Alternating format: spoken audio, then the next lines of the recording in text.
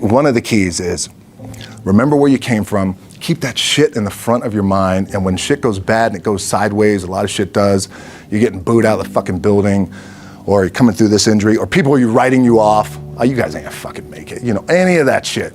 You gotta keep it in here.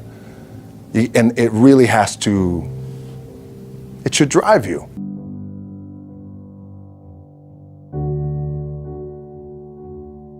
This idea and this notion that you could be anything you want, and you can accomplish anything you want, right? We hear that. You've heard that from the time you were little boys. You hear that now. You're already incredibly accomplished. You can win an NBA championship, MVP of the league. You could become president. You could become governor. You could be in entertainment.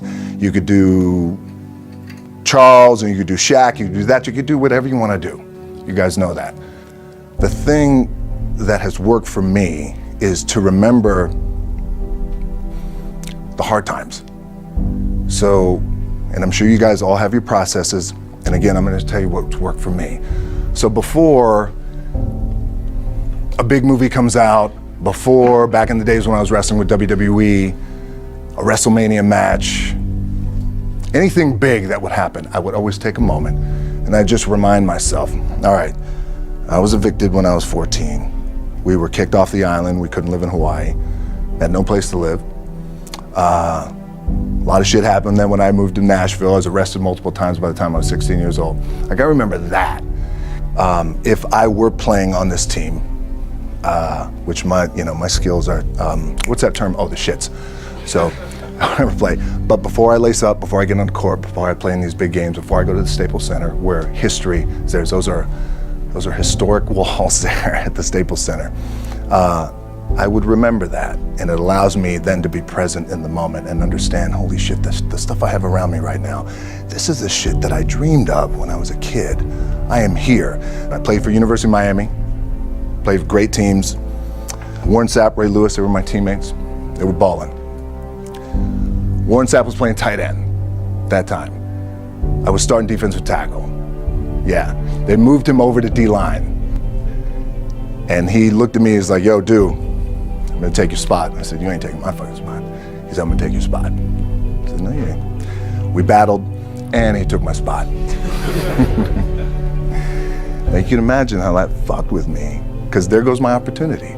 He went in, switched to defensive tackle, lit the world on fire. Well, what that did, it crushed me, it crushed my dreams. I had a piss poor senior year, zero production, no NFL, no combine invite, nothing. Finally went to the CFL, Calgary Stampeders, making $250 a week Canadian. Now, I had to send that shit home to my wife at that time. Had no money. So I remember that. When I got cut from Canada, I had $7 in my pocket. And I always tell that story. So now my production company is $7, advertising agency is $7, everything is $7. So I always remember that. What helps me is to keep the hard times in the front of my mind, because it allows me to go into these big moments that I've worked my ass off, and you guys have worked your ass off. It allows me to go into these big moments with a different perspective. What it also does for me, and again, this is what works for me. Like,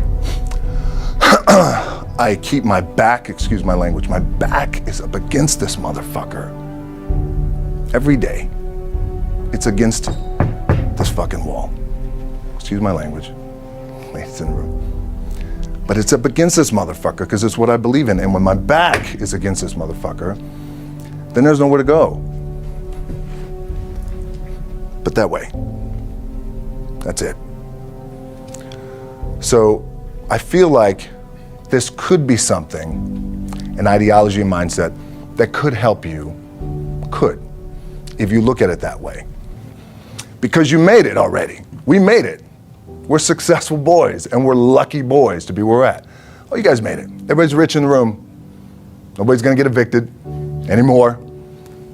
Anything you got, there's no more money problems, right? You got a lot of hands out now. Hey, can I get a little bit? Can I get a little bit? Right, that happens. But when you make it, for me, I need this. I need this. So every day, my back is up against this motherfucker, and this is how I operate. Now, doesn't mean you don't smile, doesn't mean you don't laugh and joke, quote, right? You're happy, I'm a happy guy. But when it comes to business and when it comes to executing, it's up against this. And I gotta go that way. And I don't give a fuck who is in front of me. They're not gonna stop me. I feel like for me, it feels seamless because you prepared for so long, but it's just like you guys prepping for a game. That's the fun part. That's where it's like, fuck, it's fun, man. People are paying their hard-earned dollars to come see you. They're cheering, they're going bananas, they're booing the shit out of you or on the road. That's fun. That's what you live for. I mean, that's the juice right there. The prep is where the character's made. And I just don't mean the character I play, I mean the character in here. So for me, the prep is getting with the director, getting with the producers, getting with the writers, so in essence, it's like getting with all your coaches and your different position coaches and all the meetings that you have to have, right? So that's the work you put in. The key for me was, where does it start? What's the anchor? What's the anchor? So I could have all these ambitions and you guys have all these ambitions, which is great. It's important. I'll play this role, you'll play that role. I'll execute this thing and it'll come out this summer. You guys will execute this thing during the summer, right? When it's time to really put in a lot more work. But the key with me is just always finding what the anchor is. And the fucking anchor is getting up at 4 o'clock in the morning every day before anybody else and grounding my thought process is in the no one will outwork me. No one. I love and I respect you guys. Motherfuckers won't outwork me. All starts with this. 2 hands, putting in the work. The anchor for me has always been the work in terms of the weight room training. So when I first started wrestling, I was 6 years old, rolling on the mats with my dad. My old man, a lot of you guys will know this. Yeah, Rocky Johnson. My old man was Rocky Johnson. He was the first black WWF at that time. First black WWE tag team champions with Tony Atlas back in 1983. My uncles were wild Samoans. I come from a long line of pro wrestlers. But before the wrestling part happened, I was just in the gym putting in the work. At 6 years old, rolling around on the mats. And finally when I could touch weights at 13, that's what I was doing. But the weight part for me and the gym part has always been, has to be the anchor. Look, at the end of the day, like again, it's the kind of stuff that I talked about at top is I have to hold on to my dad in his pickup truck came down 4 o'clock in the morning, picked me up in Miami from Tampa. We lived in a little shitty apartment in Tampa. He drove down in his little pickup truck to Miami to get me when I was cut from the CFL. I was driving up I-75. I don't know if you guys are from Florida, any of you guys, if you know, I-75 is like, especially down in Florida, Alligator Alley. I'll never forget it. It's 4 o'clock in the morning. And I thought, well, fuck. I leave home like you guys left home. I'm ready to tackle the world, to get after it, achieve my dreams and goals. Fucking crushed by 22, 23 years old. Now I gotta move back in with my mom and dad. I played on great teams though. Wait a second, this is not supposed to be my future. I'm supposed to be in the NFL right now. I'm supposed to be making a lot of coin and buying my parents shit, buying me shit, taking care of my wife, but it never happened. So I pulled out my wallet, I thought, well, let me see how much money I have. I opened it up, I had a 5, a 1, and change. I'm not fucking around, and well, at least I rounded up to $7. But I thought, God, ain't this a bitch? I got $7 in my pocket. Where the fuck do I go now? What do? I can't go back to CFL, because the point comes where you hear that voice, big run's over. Like, you're done, right? So I heard that voice. So as Coach was saying, man, I hold on to that shit. I'm telling you, my back is up against this motherfucker. We laugh, we joke, we have a good time. Press is always fun to do. Sometimes you gotta make it fun. That's another thing. You gotta do your best to make press fun if you can. But my back is still up against this motherfucker. I do not forget it. What this also helps me do, and again, it works for me, is at some point, you gotta be fucking tired of not being number one. You have to be, and you gotta fucking play angry, and I play angry. Now, I'm cool and calm with my approach, and when I step out on my field, which is a set, or, like, there's some, and you're always gonna have haters, and haters are like, well, God damn, man, how many movies are you gonna make, or how much shit are you gonna do? Like, you do a lot of shit. I say, yes, it's my ambition. Of course, why not? I could do it. Yeah, I love what I do. And not only that, but in what world do we not work every day? Doesn't mean, it's just like you guys in the off season. You gotta work every fucking day. It doesn't end. My back is up against this thing, you know, and I started to play angry, by the way, and I still play angry. My last match, Brock Lesnar, transitioned, and I realized if I had to be great at something, I wanted to be great in this world of Hollywood and movie making and producing and entertainment, I had to commit, and like you guys have to commit. Obviously, you commit to something, commit to the goal.